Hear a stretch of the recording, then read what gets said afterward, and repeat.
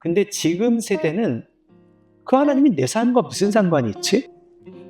라고 하는 게 관심이 많아요. 그것도 굉장히 중요한, 근데 성경이 그걸 다뤄요. 그리고 놀라운 것은 그 각 사람이 깨어나면 이 거대한 일들도 퍼즐들이 쫙 맞춰져요.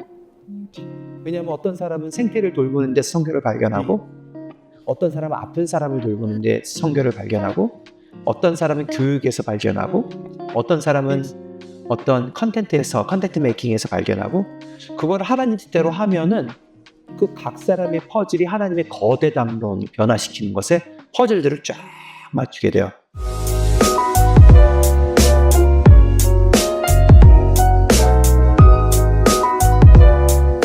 오늘 만나볼 분은 복음과 비즈니스, 공동체와 선교, 이 모든 것을 연결해서 길을 만들어 온 조쌤 선교사님이십니다. 선교사님은 지난 8년간 인터서브 코리아 대표로도 섬기셨고, 한국과 세계를 넘나들며 복음과 사회를 연결하는 다양한 사역을 해오셨는데요. 특히 북한 선교와 BAM, 비즈니스 선교, 그리고 복음적 삶에 대한 깊은 통찰을 나누며 선교사가 비즈니스를 할 수 없다는 고정관념을 깨고 BAM의 가능성을 개척해 오셨습니다. 또한 Life as Mission, 삶 전체가 선교가 되는 길을 고민하며 복음을 살아낼 방법을 찾고 계시기도 하십니다. 오늘 긴 일정 끝에 늦은 시간임에도 불구하고 인터뷰를 해주시는 조쌤 선교사님 너무 감사드리고, 그럼에도 불구하고 짧은 시간의 대화지만 기대가 됩니다. 일단 저는 어저께 이제 강의하셨을 때 너무 짧아서 아쉬웠어요. 그래서 네. 너무 더 듣고 싶었는데 이제 빨리 끝나서 너무 아쉬웠는데, 그중에서 제가 되게 인상 깊었던 걸 좀 적어봤어요. 네, 숲이 숲을 변화시킨다라는 것을 되게 임팩트 받았고, 또 found to be connected, 그리고 connected to be found, 되게 울림을 줬었어요. 그리고 이제 비즈니스의 강점은 국경을 넘는다는 점, 모두가 동등하다는 것, 그리고 함께 한다는 것도 되게 큰 울림이 있었습니다. 일단 좀 가벼운 질문부터 갈게요. 그래서 선교사님은 생태계와 숲, 그리고 BAM을 생각하지 않으실 때, 그럴 때가 혹시 있으시다면 어떤 다른 관심사가 있으신가요? 뭐 취미라고 하죠, 일명? 음악이요? 어... 음악 중에서도 클래식한 음악도 좋아하는데 좀 펑키한 음악들 좋아해요. 네. 어떤 펑키한 음악 좋아하시나요? 약간 퓨전 재즈? 오. 근데 약간 펑크 스타일, 디스코까지 가면 너무 많이 가고. 네. 그러시구나. 오. 그러니까 랩 쪽도 괜찮아요. 약간 정말요? 연결되니까요. 예, 근데 랩까지 가지 않고 펑키 재즈 같은 거, 아니면 보사노바, 라틴 재즈. 와. 네, 좋아합니다. 많이 왜? 네. 그럼 이제 콘서트 같은 것도 가시나요? 아니면 네, 주로? 가끔 가요. 콘서트 가끔 가요. 아내랑 같이 가요. 그렇구나. 와, 예상치 못한 답변인데, 뭐 음악을 좋아하시는지 왠지 예상했지만, 그러시구나. 네. 라이프 에스 미션 관련된 영상도 사실 좀 봤었어요. 근데 이제 이거를 보게 될 청년들은 모를 수도 있으니까, 라이프 에스 미션이 정확히 뭔지 혹시 설명해 주실 수 있으신지, 그리고 그 개념을 우리가 실생활에서 어떻게 적용할 수 있을지 나눠주셨으면 좋을 것 같아요. 그래요. 우리가 보통 선교를 얘기하면 하나님께서 모든 민족을 회복시키시고 또 세상 전체를 회복하는 굉장히 멋진 얘기지만 좀 큰 얘기예요. 덩치가 큰 얘기인데, 성경을 자세히 읽어보면 놀라운 것은 그 사실이에요. 하나님께서 예수님을 통해서 세상 전체 모든 민족도 회복하고 동식물들도 회복하세요. 그 얘기가 이제 성경 전체에 나와 있어요. 그런데 더 놀라운 것은 그 하나님의 회복시키시는 하나님의 손길이 한 사람의 삶 전체에도 있어요. 그러니까 그런 면에서 대단히 인격적이에요. 우리가 거대한 얘기들을 하면, 예서 과학 같은 걸 얘기를 하면 굉장히 멋있는 스토리긴 하지만 이 개별 그 생물들에 대한 그런 깊은 얘기는 좀 적거든요. 다 똑같거든요, 사실은. 근데 성경을 읽어보면 그렇지 않고 그 거대한 역사를 다루시는 하나님이 한 사람의 삶을 특별하게 생각하시고 인도하시고 돌보시는 하나님의 손길이 있어요. 그 하나님의 일하심을 하나님의 선교라고 불러요. 그래서 저는 사람들이 그거를 발견했으면 좋겠어요. 뭐냐 하면, 와, 하나님께서 거대한 일을 하셔? 그것 때문에 마음이 뜨거워지던 때가 있었어요. 우리 세대는 그런 세대예요. 우리 세대는 아마 부모님 세대일 텐데 와 하나님이 세상을 변화시켜 저민족에게 복음이 필요해? 그게 뜨겁고 그게 의미 있었어요. 근데 지금 세대는 그 하나님이 내 삶과 무슨 상관이 있지? 라고 하는 게 관심이 많아요. 그것도 굉장히 중요한 근데 성경이 그걸 다뤄요. 그리고 놀라운 것은 그 각 사람이 깨어나면 이 거대한 일들도 퍼즐들이 쫙 맞춰져요. 왜냐하면 어떤 사람은 생태를 돌보는 데 성경을 발견하고 어떤 사람은 아픈 사람을 돌보는 데 성경을 발견하고 어떤 사람은 교육에서 발견하고 어떤 사람은 어떤 컨텐트 메이킹에서 발견하고 그걸 하나님 뜻대로 하면은 그 각 사람의 퍼즐이 하나님의 거대 담론을 변화시키는 것에 퍼즐들을 쫙 맞추게 돼요. 놀랍죠? 네. Life as Mission이 그런 뜻이에요. 거기서 말하는 life는 개별 life를 말해요. Your life is God's mission이라는 것을 좀 발견했으면 좋겠어요. 하나님이 놀랍도록 섬세하신 분이다 라고 생각해요. 빠르게 변화하는 시대 속에서 복음 전도에 필요한 창의적인 상상력이란 이런 질문을 제가 적은 이유가 이제 하신 이제 인터뷰 영상 중에서 전 되게 와닿았던 게 지금 이 시대의 복음 전도에 필요한 창의적인 상상력이란 그 프레이즈가 되게 와닿았었거든요.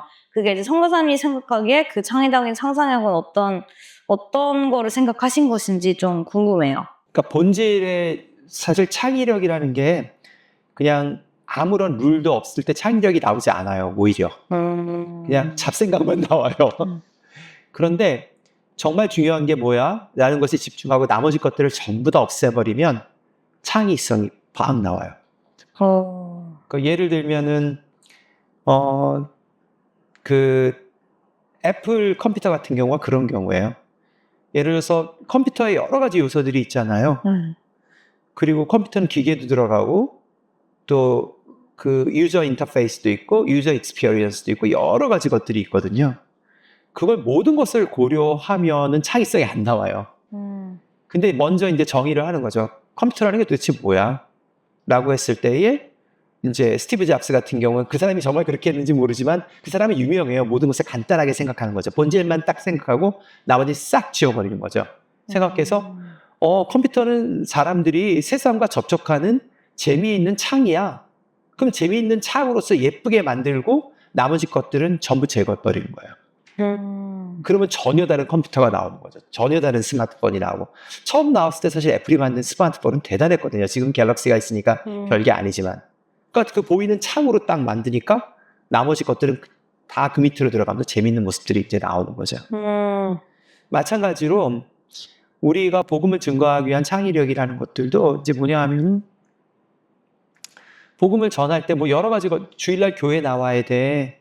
너 성경도 읽어야 돼. 그런 거 싹 다 제거하고 나서 얘가 정말 예수님 만나면 좋겠어 라는 거에만 집중하면은 주일날 나와도 되고 주일날 안 나와도 되고 주일날 못 나올 수 있는 사람한테는 토요일날 저녁에 밥 먹으면서 얘기 나눠도 되고 예배 드리는 것도 예를 들어서 밤에 일 많이 하는 사람 같은 경우는 금요일 아침에 다 같이 모여서 맛있는 밥 먹고 짧게 예배 드려도 되고 예수님만 증거하면 되니까 그런 식으로 창의성이 쫙 나오게 되죠.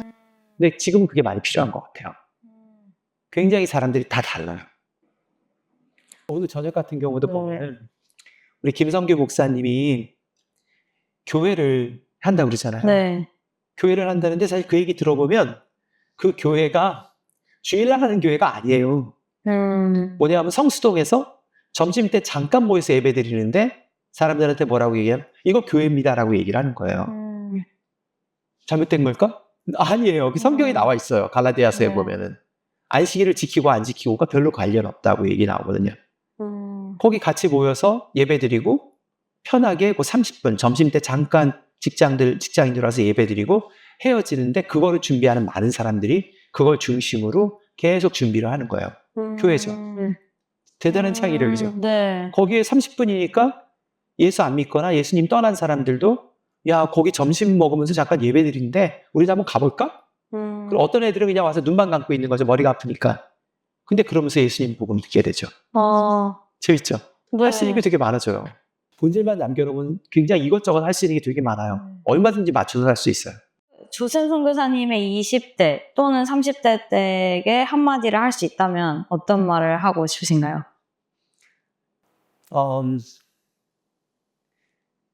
안심해도 된다. 혹시 왜 그 말을 하고? 저 20대 때 그 일기를 썼어요. 요즘 사람들이 일기 잘 안 쓰죠. 저는 썼어요. 썼는데 제가 결혼하고 나서 우리 아내가 내 일기장을 몰래 봤어요. 아. 봤어. 나 어디 꽂혀 있는지도 몰랐는데 봤어요. 그러더니 여보 나 당신 일기 다 봤어요. 그래서 어땠어? 그러니까 재미없어 그러더라고요. 왜냐면 그 일기에 나온 게 전부 자책이에요. 하나는 나는 왜 이렇게 능력이 없고 게으를까? 라고 하는 얘기가 반복돼서 나오고, 또 하나는 내가 남자들은 이제 성에 약하잖아요. 그거에 대한 자책. 이게 그냥 계속 그 20대 일기에 반복돼서 계속 번갈아가면서 나오는 거예요. 네.